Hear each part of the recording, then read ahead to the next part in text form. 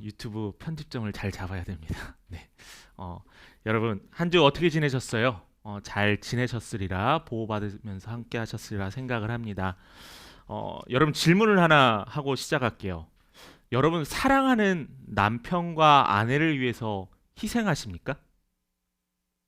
어, 자녀들을 향해서 내가 너희들을 위해서 얼마나 희생하는지 아니? 라는 말을 해보신 적 있으세요? 어, 이런 말을 해보시거나 들어보셨을 거라고 생각을 합니다. 이 말을 자주 사용하시면은 한번 자신의 삶을 한번 다시 한번 되돌아 보셔야 돼요. 올바른 사용이 맞을까? 이것이 혹시 내가 자주 사용하진 않을까? 왜 나는 희생한다고 생각할까라고 한번 스스로에게 질문을 해보셨으면 좋겠습니다. 희생이라는 말을 우리는 너무나 쉽게 사용해요. 그리고 희생이라는 말을 누군가에게 쉽게 요청을 합니다. 가족을 위해서 희생하라고 하고요. 또한 교회를 위해서 희생하라고 하고요. 직장에서 또한 희생하라고 해요. 어, 큰 권력, 크다고 생각하는 것을 위해서, 대의를 위해서 자신이 가지고 있는 시간과 노력들을 희생한다고 하고 또한 그것을 자랑하기도 합니다. 저는 개인적으로 이 희생이라는 단어를 별로 좋아하지 않아요. 희생한다는 말 대신 저는 헌신하다라고 바꾸면 어떨까라고 생각을 제안을 합니다. 같은 의미라고 생각되어질 수 있지만은 그러나 이 단어는 분명히 엄연히 달라요. 희생은 수동적인 의미가 강합니다. 어떤 조직을 위해서, 어떤 사회를 위해서, 나라를 위해서 너가 가진 것을 내려놓고 희생하고 양보하라는 의미가 강하지만요. 이 헌신이라는 것은 능동적인, 자기 주관적인 의미가 강하다는 거예요. 그래서 내가 무엇을 위해서 나의 것을 내려놓고요.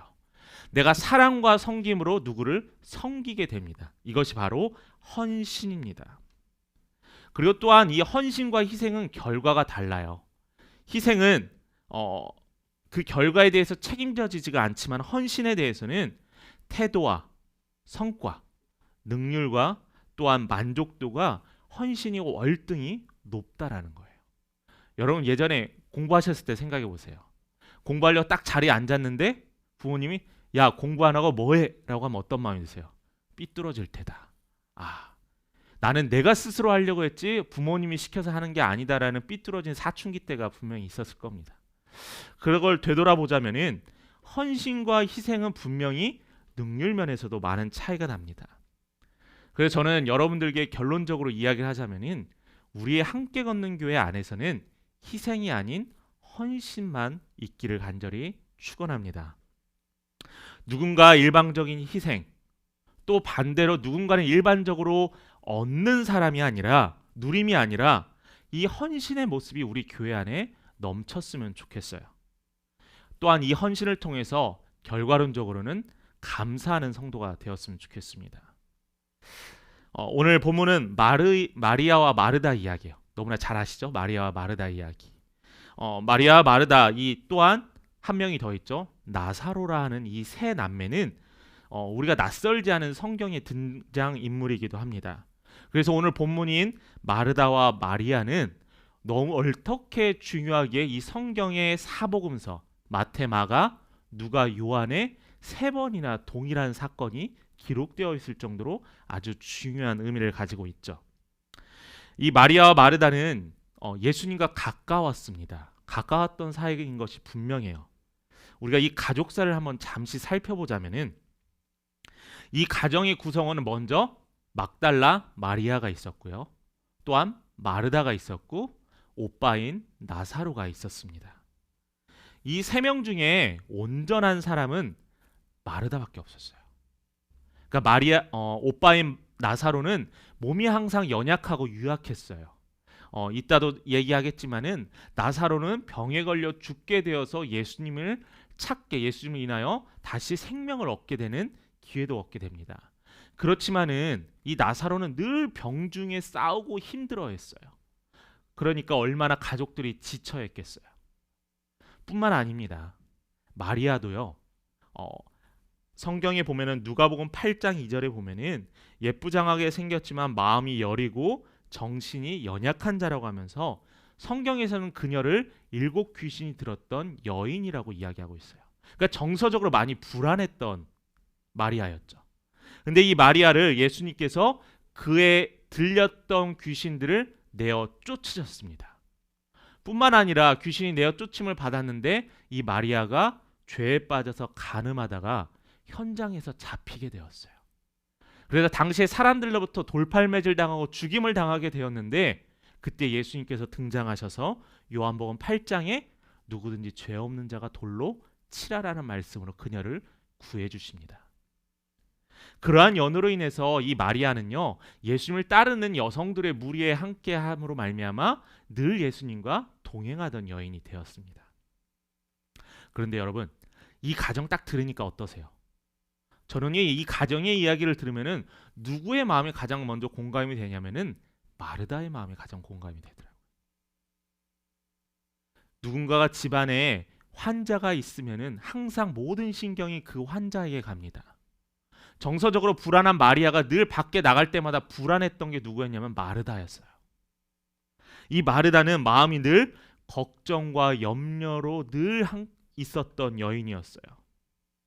그런데 이 여인에게 누가 다가오시냐면 바로 예수 그리스도가 다가오십니다.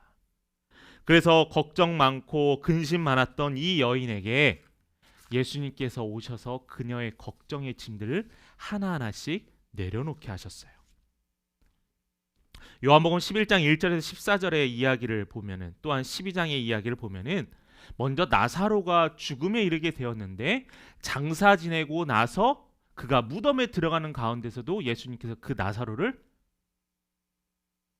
잠에서 깨어나게 하셨어요. 죽음에서 일어나게 하셨어요. 그 전까지는 마리아는 예수님을 정말로 좋은 선생님이다, 우리를 잘 가르쳐 주시는 분이다라고 생각했지만은 나사로에게 새로운 생명을 주심으로 살아나게 하심을 보고서는 이제는 누구라고 고백하게 되냐면은 영원하신 하나님의 아들이라고 고백을 하게 됩니다. 그래서 이 가정에는 예수님은 하나님의 아들이고 구원자임을 고백하게 되었다라는 거죠. 그런데 우리는 여기서 하나의 질문이 생깁니다. 왜 38절부터 42절까지의 이야기를 보면은 왜 예수님께서는 그녀들의 집에 갔을까? 왜 예수님과 제자들은 그녀의 집에 가야만 했을까? 그 가정, 이 나사로와 마리아와 마르다에게도 소중하고 또한 하나님의 아들이라 고백했던 이 예수님도 동일하게 그들을 향해서 사랑하는 마음이 넘쳤다는 거예요. 예수님에게도 특별했다는 거예요. 마리아를 예수님의 전도 여행을 따라다니게도 했고요. 또한 예수님이 그들의 가정을 극진히 사랑하였습니다. 그래서 나사로도 살리게 되고 마리아도 돌보게 되었다는 거죠. 그러한 예수님께서 마리아 마르다가 살고 있는 베단이라는 지역에 제자들과 지나가시게 되는데 그때 이 두 자매가 예수님을 자신의 집으로 초청하게 되었습니다. 그 일행을 자기 집에 영접하고 극진한 사랑으로 음식을 만들고 또한 정성스레 준비를 했습니다. 근데 오늘 말씀에 봤더니 39절에 한번 볼까요? 그에게 마리아라 하는 동생이 있어 주의 발치에 앉아 그의 말씀을 들었다라고 했어요. 음식을 준비하고 먹을 것을 준비하는 이 절체절명의 바쁜 상황에서 이 동생 마리아는 예수님의 발치에 앉아서 예수님의 말씀을 들었다라는 거예요. 이 이야기를 보면은 마리아가 이기적이죠. 이기적인 것 같아 보여요. 그렇다고 해서 마르다가 헌신적이지 않다라는 것도 아닙니다. 마르다는 헌신적이었습니다. 왜냐하면 마르다는 자신의 집에 온 손님을 극진히 대접하고 싶은 마음이 있기 때문이에요. 예전에 기억하면은 신방을 하게 되면은 신방을 할 때 예배보다는 뭐가 목적이냐면은 음식을 대접하는 게 항상 목적이었던 것 같아요. 그래서 음식을 준비해라 분주했습니다. 그래서 저는 신방할 때 음식 잘 안 합니다. 왜냐하면은 음식 준비 안 하셔도 돼요 하면서도 초대하는 입장에서는 마르다와 같이 무엇인가를 해야 될 것 같거든요. 그래서 온전히 예배만 드릴 때는 예배만 집중을 하고 가정에 방문하여서 이야기할 때는 음식도 나눌 수 있다라고 생각을 합니다. 그런데 이 마르다는 예수님과 그의 제자들이 왔을 때 정성스레 음식을 준비하고 싶었어요. 왜냐하면은 이것이 헌신의 몸집이었기 때문입니다. 예수님은 그런데 문제가 생겼어요. 점점 마르다의 마음이 강팍해져 가고 단단해져 갑니다. 마리아를 향해서 눈을 흘기도 했겠죠. 눈치도 줬겠죠. 예수님은 그런데 그 상황 가운데 예수님께 마르다가 요청합니다. 도와달라고 좀 이야기해 주세요. 그렇지만 예수님께서는 마르다를 책망하시면서 민망히 여기는 마음으로 오히려 말씀을 사모하는 마리아를 칭찬하셨어요. 여러분들 이 이야기 스토리 주일학교 때부터 많이 들어왔잖아요. 근데 이 이야기를 보면은 대부분의 모든 말씀의 종결이 뭐냐면은 바로 예배를 사모하는 자가 되라라는 거예요. 근데 저는 이 말씀의 이야기를 통해서 저는 보는 사람의 시각에 따라 달라질 수 있다라고 생각을 합니다. 다른 평가가 나올 수 있어요. 저는 이 말씀의 본문을 이야기하면서 마르다가 잘했다, 마리아가 잘했다, 누구의 잘잘못을 따질 필요가 없다라고 생각해요. 왜냐하면은 섬김의 모습이 다를 뿐이지 누가 맞고 누가 틀리냐의 문제가 아니라는 거거든요. 마리아는 말씀을 사모하기 때문에 마르다는 잘못했다. 마르다는 헌신을 했기 때문에 마리아는 이때 좀 어린 모습이었다라고 이야기할 필요가 전혀 없다라는 겁니다. 신앙은 잘하는 겁니다. 믿음은 단단해져 가는 거고요. 현재가 그 모든 사람의 신앙을 판단하는 조건이 아니에요. 지금 여러분들의 모습이 내가 믿음이 어떤 사람이 연약하고 어떤 사람 믿음이 단단해졌다고 해서 그들을 평가하는 기준은 지금이 아니고 장차 다가올 미래라는 거예요.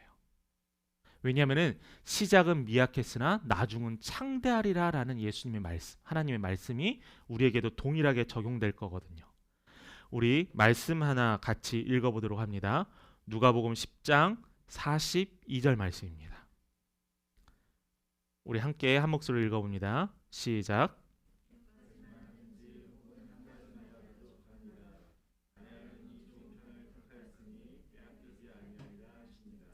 자, 마지막에 뭐라고 했죠? 마리아는 이 좋은 편을 택하였으니 빼앗기지 아니하리라. 더 좋은 선택은 신앙생활의 중요한 결과를 이끕니다. 교회에서 봉사와 헌신 중요합니다. 작은 청소로부터 작은 주보를 접는 것부터 모든 것 하나하나가 중요합니다. 어떤 것에 경과를 따질 수 없는 거예요. 매일매일 전도 나가는 분 헌신 중요합니다. 어떤 이 예배자의 자리에 나오는 이 시간 헌신 중요합니다. 그러한 헌신이 없으면 지금 우리의 모습도 또 우리가 드릴 수 있는 이 예배의 자리도 불가능하다라는 거죠. 제가 미국에서 사역하는데 좀 도전받았던 두 분의 헌신의 이야기를 좀 여러분과 나누고 싶습니다. 미국의 캘리포니아는 햇볕이 엄청 뜨거워요. 그늘에 가면 한여름에도 시원하긴 하지만은 여름에 엄청 뜨겁습니다. 그러니까 지붕들이 나무로 지어졌던 지붕들이 연약해져요. 그리고 겨울엔 비가 오면은 비가 왔다가 뜨거워졌다 하면서 지붕들이 많이 사가집니다. 한국에서는 잘 경험할 수 없는 이야기죠. 그래서 미국에서는 잘 되는 직업 중에 하나가 기술자가 지붕 물 새는 곳을 메꿔주는 직업이 고수익을 보장을 합니다. 그런데 제가 섬겼던 교회에 비가 새기 시작했어요. 겨울에. 근데 그 비가 새는 곳이 안타깝게도 그랜드 피아노 위에 떨어지기 시작하는 겁니다. 피아노 위에 물이 떨어지면 어떻게 돼요? 피아노가 망가지잖아요. 교역자들이 총출동했습니다. 교역자들이 총출동해서 비 새는 곳을 돌보고 살펴봤어요. 어떻게 해야 될지 논의했어요. 당시 그 교회를 너무나 사랑하며 섬겼던 한 안수 집사님이 계셨는데 그 안수 집사님이 너무나 걱정하셨습니다. 그러면서 비가 그치고 물이 더 이상 떨어지지 않자 교역자들은 돌아갔어요. 그런데 이 집사님은 달랐어요. 비가 새지 않아도요. 다음엔 비 셀 것을 걱정하여서 다음날 직장에 가지도 않고요. 교회에 나와서 비 새는 곳을 물을 찾고 물 새지 않게 약을 바르고 했어요. 며칠 동안 그분은 직장에 출근하지 않고 오로지 교회만 신경 썼습니다. 그게 헌신의 모습이 아니었을까요? 교회를 사랑하며 예수님의 성전을 사랑하는 그 마음 때문에 그게 헌신이었을 거라고 생각을 합니다. 또 하나의 이야기가 있어요. 그것도 미국에서 이야기인데 제가 국내로 귀국하기 전에 섬겼던 목사님의 이야기입니다. 마당과 주차장이 엄청 커서 나무들을 많이 심어놨어요. 그러니까 나무들이 자라다 보면은 우후죽순 자라게 되죠. 그러면 사람들의 조경 때문에 미국에서 법은 조경을 잘 하지 않으면 그것도 벌금을 내요. 자신의 집 마당인데도 불구하고. 근데 너무나 우후죽순 잘나서 조경을 해야만 했습니다. 그래서 광고를 했죠. 교회 성도님들과 청년들에게. 그래서 교회 성도님들과 청년들이 다음 주에 주일날 다 같이 공구를 가지고 교회 나무들을 자르고 정리하기로 했습니다. 제가 광고를 한 그 주 금요일날 교회에 가서 목사님을 만나뵈는데 목사님이 벌써 교회 주차장의 반 이상을 다 정리해 놓으셨어요. 나이가 65세가 넘으셨던 그 목사님께서 매일매일 뜨거운 햇볕 아래서 나무를 자르고 또한 쓰레기통에 넣고 정리하고 계셨던 거예요. 그래서 저는 목사님께 여쭤요. 목사님 힘드시지 않으세요? 다음 주에 청년들과 학생들 오면은 같이 하시면 되는데 왜 미리 하셨어요? 했는데 목사님은 교회를 위해서 수고하는 게 너무나 기쁘다라고 고백했습니다. 자, 그 목사님께서 누구한테 인정받기 위함도 아니었고요. 오로지 하나님의 전을 사랑하는 마음에 섬겼다라는 거예요. 그게 헌신이라는 겁니다.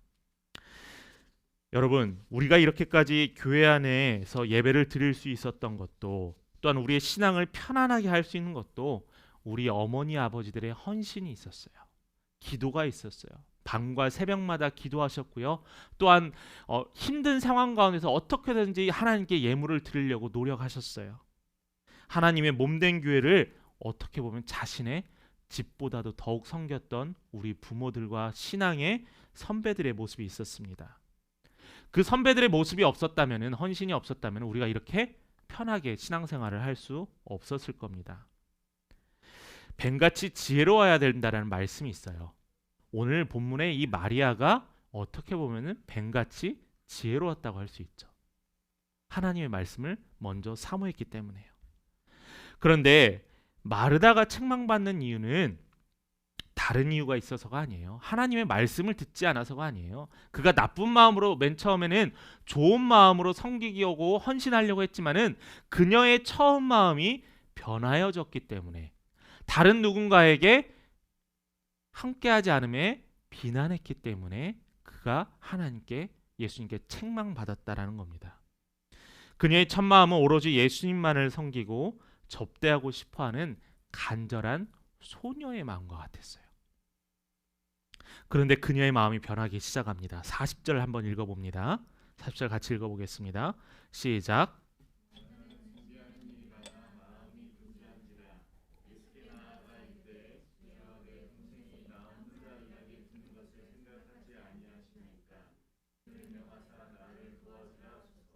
아멘. 여기에서 말씀, 여러분 손님 치러보셨죠? 손님 치르실 때 뭐를 먼저 하세요? 저는 청소 먼저 하고요. 음식 뭐 해야 될지 고민도 하고요. 또 오기 전에 한번 다 살펴봅니다. 근데 꼭 집에 오면은 누군가 손님 오기 전에는 잘 보이지 않는 문제점들이 막 보이기 시작해요. 그럼 마음이 어때죠? 시간은 다가오는데 음식을 빨리 해야 되는데 마음은 분주해집니다. 마르다의 마음이 그랬다는 거예요. 마르다의 마음이 분주했어요. 왜냐하면은 13명, 최소 13명의 사람들의 집에 방문했기 때문에 그들을 접대해야 했어요. 그렇기 때문에 음식을 빨리 준비해야 됐고요. 어떻게든 한 명이라도 나를 더 도와주었으면 좋겠는데 그녀의 집이 유복하지 않아서, 부자이지 않아서 도와줄 하인들도 없었습니다. 눈에 보이는 것이 할 일의 투성이에요. 그래서 마르다가 예수님에게 동생을 지적하면서 자기를 도와주어달라고 타일러 달라고 요청합니다. 바로 마르다의 문제가 여기서 시작되는 거예요. 마르다의 문제가 여기서 시작되는 거예요. 그냥 순수한 마음에 예수님을 향해서 준비했으면은 그녀는 칭찬받아 마땅했을 겁니다. 그러나 그녀의 순수한 마음이 마리아가 예수님 앞에서 쉬고 말씀 듣는 모습을 보면서 마음에 분노가 생기기 시작해요. 미움이 생기기 시작해요. 그래서 결국 예수님께 이야기했지만은 예수님께 책망받았습니다. 마르다의 선한 의도는 결국 이 마음으로 인하여서, 이 말로 인하여서 그녀는 선한 의도가 아니었다는 거죠.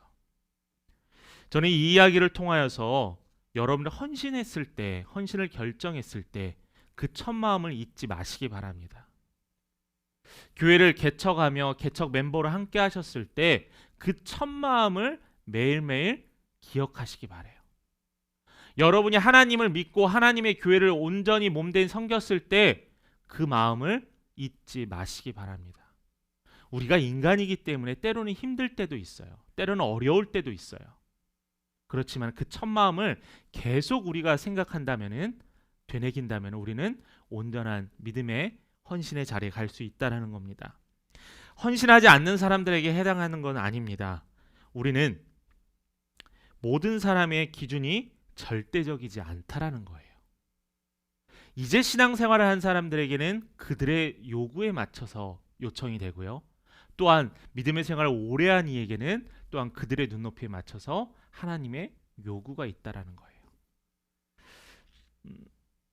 오늘날 교회에서 신앙생활을 열심히 하시는, 또 헌신하는 분들이 그렇지 못한 사람들을 보면서 질타하거나 또한 치근하게 여겨서는 안 된다라는 겁니다. 이것은 우리 믿음 생활을 하시던 분들이 기억하셔야 될 말씀이에요. 자신의 기도, 봉사, 충성을 기준으로 다른 사람을 판단하는 판단의 도구가 되어서는 안 된다는 거예요. 나는 이렇게 하는데 왜 저 사람은 이렇게 안 하지? 나는 이렇게 교회를 헌신하는데 왜 저 사람은 안 하지? 그것이 평가해서는 안 된다는 거예요. 그러면은 마르다와 똑같이 선한 의도가 희색되어서는 안다는 겁니다. 헌신은 하나님을 향한 나의 사랑의 표현이에요. 다른 사람을 판단하는 도구가 아닙니다. 그렇게 됨으로써 그 선한 의도는 원치 않은 결과로 갈 수 있기 때문입니다. 다른 생각으로 신앙생활하는 사람들을 그대로 받아들이는 게 훨씬 더 은혜롭다는 것 기억하시길 바래요. 우리 말씀을 하나 같이 또 읽어봅니다. 로마서 12장 1절입니다. 로마서 12장 1절 같이 읽어봅니다. 시작.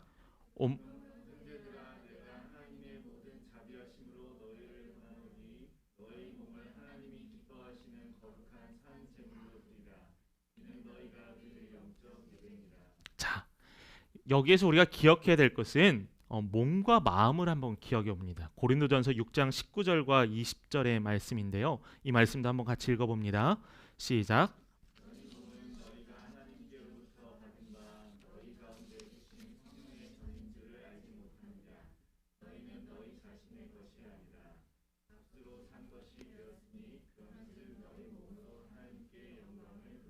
자, 몸이라는 이야기가 나왔죠. 방금 읽었던 말씀에서 마찬가지로 하나님께서는 우리의 전부를 드려야 한다라고 요청하셨어요. 너가 할 수 있는 선까지는 사람들이 우리가 다 정해놓긴 하죠. 저는 이 정도까지는 헌신하겠습니다 하는데, 하나님께서, 예수님께서 분명하게 말씀을 통해 선포하신 것은 너희 몸을 전부 드려라는 거예요.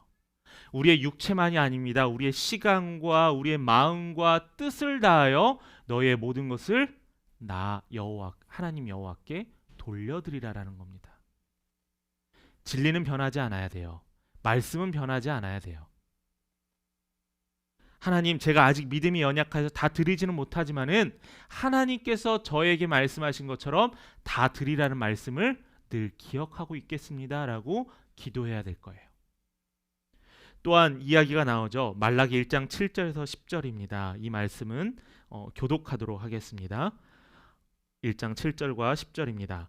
너희가 더러운 떡을 나의 제단에 드리고도 말하기를 우리가 어떻게 주를 더럽게 하였나이까 하는도다. 이는 너희가 여호와의 식탁은 경멸히 여길 것이라 말하기 때문이라. 만군의 여호와가 이르노라. 너희가 눈먼 희생 제물을 바치는 것이 어찌 악하지 아니하며 저는 것 병든 것을 드리는 것이 어찌 악하지 아니하냐.